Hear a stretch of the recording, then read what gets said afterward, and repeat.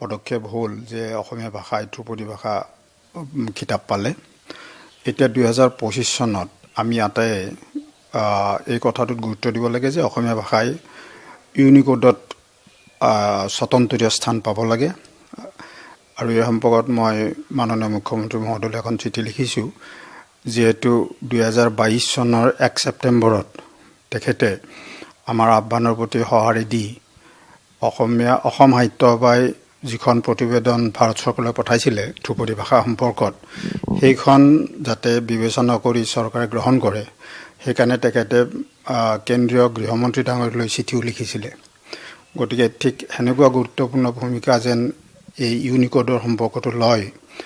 ইয়াৰ উপৰিও আৰু কেইটামান কথা মই উল্লেখ কৰিছোঁ যে ধ্ৰুপদী ভাষা হোৱাৰ পিছত যিখিনি আমি সুবিধা পাব লাগে কেন্দ্ৰীয় চৰকাৰৰ পৰা, সেইখিনি যাতে অতি সোনকালে আমি আদায় কৰিব পাৰোঁ।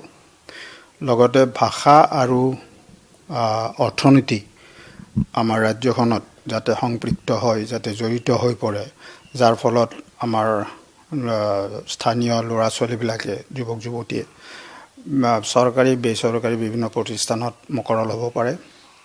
লগতে যিখন আমাৰ ৰাজ্যিক ভাষা আইন আছে, সেইখন যাতে সুচাৰুৰূপে পুংখানুপুংখভাৱে বলবৎ হয়, তাৰ ব্যৱস্থা কৰিব লাগে।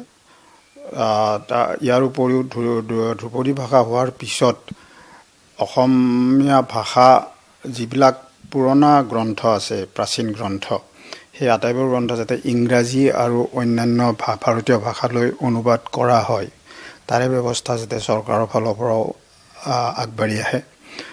আৰু শেষত আৰু এটা কথা উল্লেখ কৰিছোঁ যে আমাৰ যিবিলাক অন্যান্য কথা আছে ভাষা সম্পৰ্কীয়, সেইবিলাক যাতে অতি সোনকালে তেখেতে লয় আৰু যাতে ইউনিকোডৰ সম্পৰ্কত অসমীয়া লিপিয়ে যাতে ইউনিকোডত স্বতন্ত্ৰীয় স্থান পায়, সেই সম্পৰ্কত ভাৰত চৰকাৰক দাবী জনাব লাগে।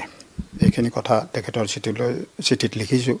আৰু মই ভাবোঁ যে 2025 এইবিলাক কাম আমি কৰিব লাগে আৰু চৰকাৰখনে ইয়াত গুৰুত্বপূৰ্ণ ভূমিকা ল'ব লাগে।